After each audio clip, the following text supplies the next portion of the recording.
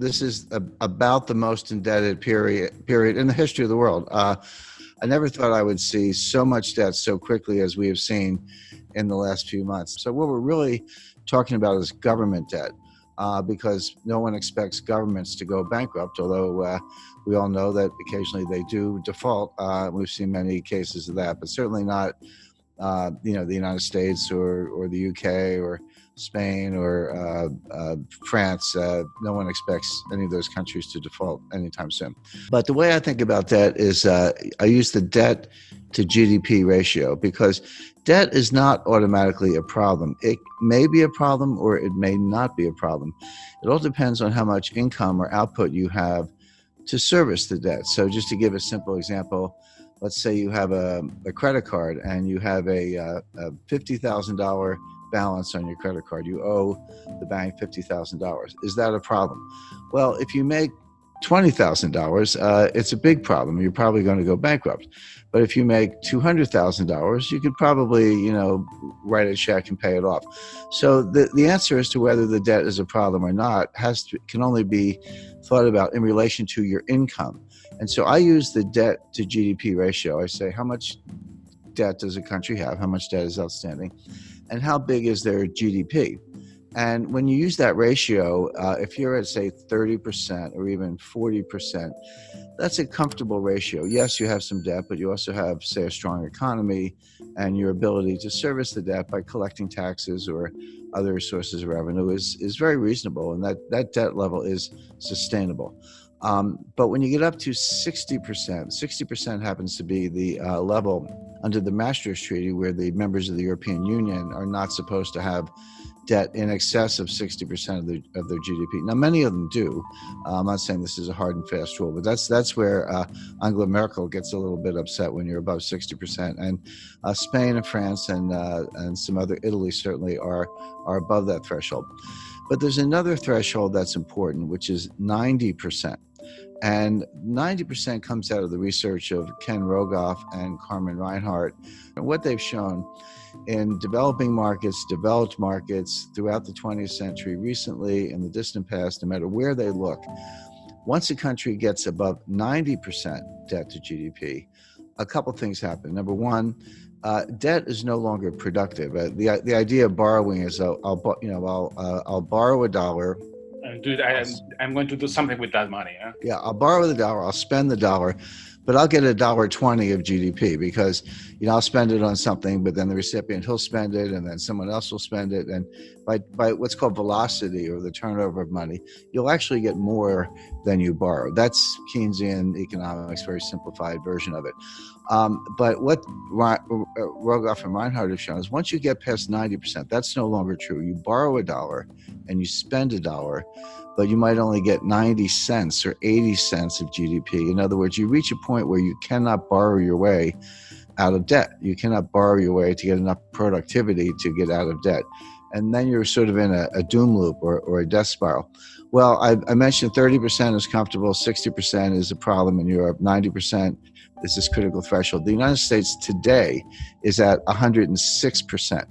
But we are very rapidly moving to 120%. When you take the additional $5 trillion of new deficit spending that the Congress has approved and put that on top, and bear in mind, the GDP has gone down, right? So your denominator is shrinking, your numerator is going up, which means the fraction is going up, and now the debt is well in excess of 100%. It's actually coming into 120%. So all of a sudden, the United States starts to look like Italy, or for that matter, Lebanon or Japan, which is the highest of all. Now, the modern monetary theorists, MMT, modern monetary theory, whom I completely disagree with. I know a lot of them. I know Stephanie Kelton. She's a big brain. She's one of the thought leaders. She has a new book coming out. They say, so what? They say it doesn't matter. That you can take your debt to GDP ratio to not only 100%, but 200%, or in theory, even 300%. It just doesn't matter for two reasons. Number one, you can always print the money to pay off the debt. By the way, everything I'm talking about does not apply if you're borrowing in a different currency. If you're Argentina and you print pesos, but you're borrowing in dollars, that's a problem because you can't print dollars. But of course, the United States can print dollars. The ECB can print euros. Bank of Japan can print yen. And if that's the currency of your debt, just print up the money. What's the problem? And they have other solutions. If inflation starts to take off, just raise taxes. I'm not so sure about that. You've borrowed yourself into oblivion. You get inflation, and you think you can tax your way out of it. That doesn't sound like a very good way to go. But the bottom line is that all the countries, starting with the United States, but all the major developed countries, are now in these sky high and rising debt to GDP ratios. Now the question is, what's going to happen next? Interest rates are extremely low. The central banks have made them low. So the debt service is not that great. The debt is huge, but if you're only paying, a fraction of 1%, it's not as if you're incurring a lot of interest expense, which of course adds to the deficit. So that's the first thing. We don't have inflation. People who say that, the money printing that the central banks are doing to buy the debt, which they are, is inflationary. That's not true. That's a kind of gross misunderstanding, comes out of Milton Friedman, et cetera. It's not true. What does cause inflation is velocity, which is the turnover of money. People lose confidence in money, and they spend it, and someone else gets it and they spend it. Everyone's spending it because they want to run into hard assets, land, gold, silver, fine art, real estate, et cetera, or just buy a car because they think the price is going up, or a refrigerator, whatever it is. If you get that kind of velocity, inflation can happen very quickly. And we saw this in the late 1970s. So the real warning is not that any of these countries are going to default on their debt. They're not going to default on their debt because they can print the money. The danger is inflation. Now, if you said, do I see inflation right now? Absolutely not. We're going to see deflation, which is a different kind of danger. Deflation causes debt defaults because Japan has been trapped into that for 30 years. Yeah, and Japan's been in a depression, in my view, since 1990. My view, the U.S. has been in a depression since 2007. We're in our second lost decade. Japan's entering their fourth lost decade. But it's as if all the countries in the world are getting more and more like Japan. I had a meeting with Sakakibara-san. He was very famous in the 1980s. He was known as Mr. Yen. He was an assistant finance minister in Japan, but he was called Mr. Yen. But very smart guy, very nice guy. And I confronted him on this. I said, Sakakibara-san, your debt keeps going up, and your debt to GDP ratio is sky high, and your GDP is kind of flat. And he said, yes, but you're missing one thing. He said, our population is going down, which is true. So on an overall basis, they're flat, but on a per capita basis, their GDP is actually outperforming. So I said, so the logic of that is someday there'll be one person left in Japan, and she will own the entire country and be the richest person in the world. Well, it's very bad for Argentina, and here's why. If you, or Chile for that matter, if you borrow in dollars, and then we have deflation, what does that mean? It means the value of cash is going up, but it also means the value of the debt is going up.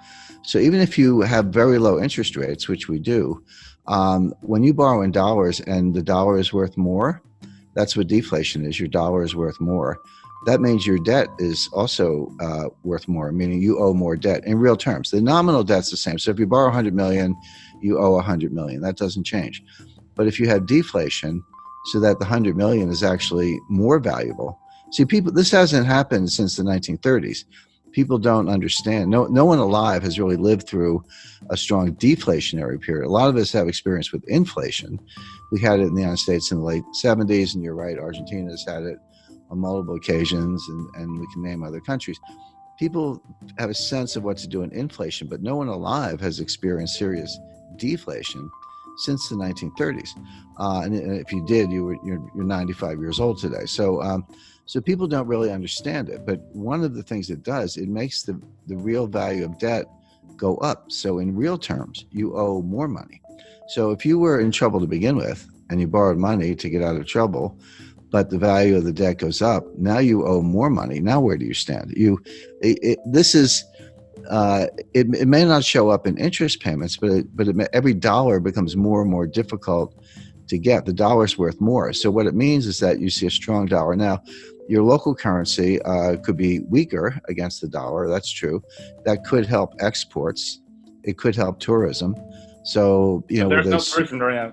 There's Yeah, not going to be more tourism. well, you make a good point. There is no tourism today. I'm on a mountain, and you're in a home or studio or someplace. So right, there's no tourism going on today. But assuming it comes back next year, if you have a really strong dollar, in theory, an American could, or European for that matter, could look at Argentina. I've been to Argentina many times. It's one of the most beautiful countries in the world, and nice people, great restaurants. So, but it could look kind of like a bargain to somebody with a very strong currency. Sure. But that's not really Argentina's problem. Argentina needs more high-tech industry, more high-value-added industry. It needs to break out of what's called the middle income trap, where you get to a certain point, but you can't get past that point because you can't just do it with assembly style manufacturing jobs.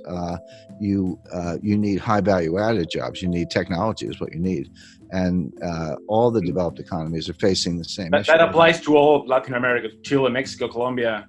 Correct, but it applies to most of Asia as well. This is China's problem. China's not going to continue the kind of growth we've seen over the last 20 years because they've used up that. When I studied development economics in the 1970s in graduate school, and we used to think that the hard part of development economics was getting from low income to middle income.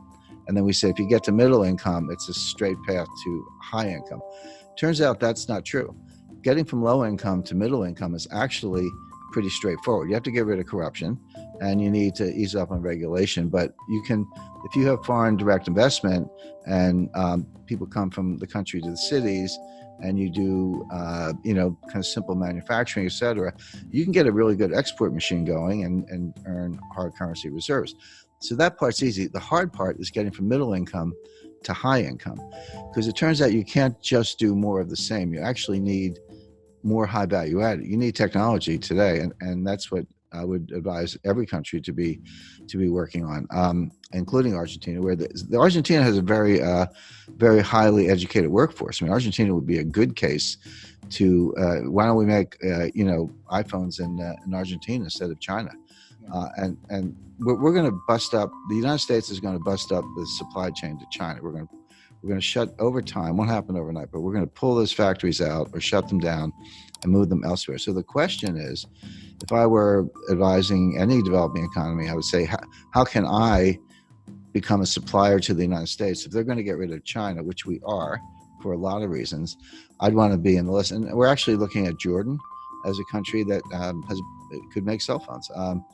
India is a big case because they have cheap labor. Argentina, I think, is a better candidate because they have a more highly educated workforce.